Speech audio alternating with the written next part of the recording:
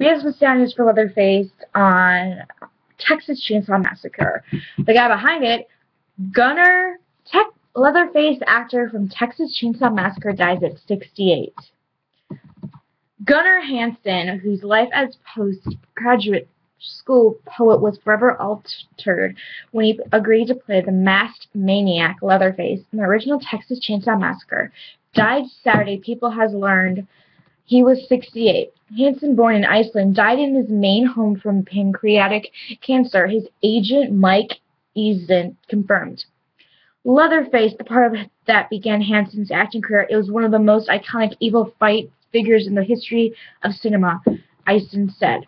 Or as Hansen once described him, the brutish, relentless, yet apparently lovable killer.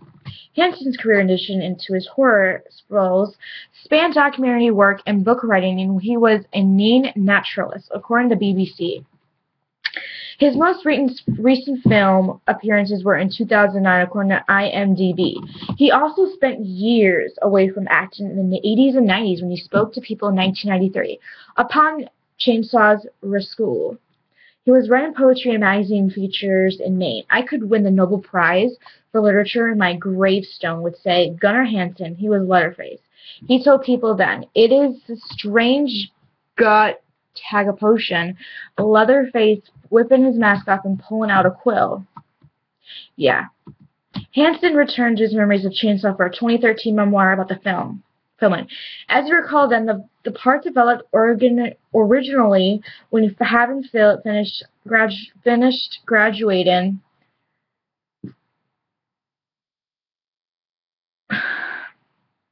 Sorry.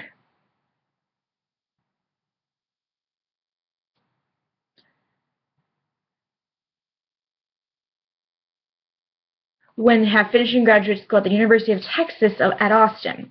He ran into an acquaintance who was briefly in the cast who said they needed a killer. As it turned out, Hansen knew the casting director from high school. Through an improbable series of events, one sweaty summer afternoon, I found myself dancing on a Texas hilltop, spinning a chainsaw over my head, hell-bent on scaring the bejesus out of the director. Hansen wrote in Chainsaw Confidential. It had been a long trip getting to that hilltop, he wrote, and it has been a long trip since. Hansen is survived by Betty Tower, his partner of 13 years, according to AP. Following the news, tributes came pouring on Twitter, including from director Edgar. Everybody's like so sad. Rest in peace. I mean, I haven't watched all the movies because when I first saw it, I'm like, you know what? I want to get scared. I want to know Leatherface. I want to know what makes this movie so scary. When I watched it the first time, I was like, God, it had so much ugh. But I did watch the newer ones because the old ones were ugh. But the only thing I did not like was when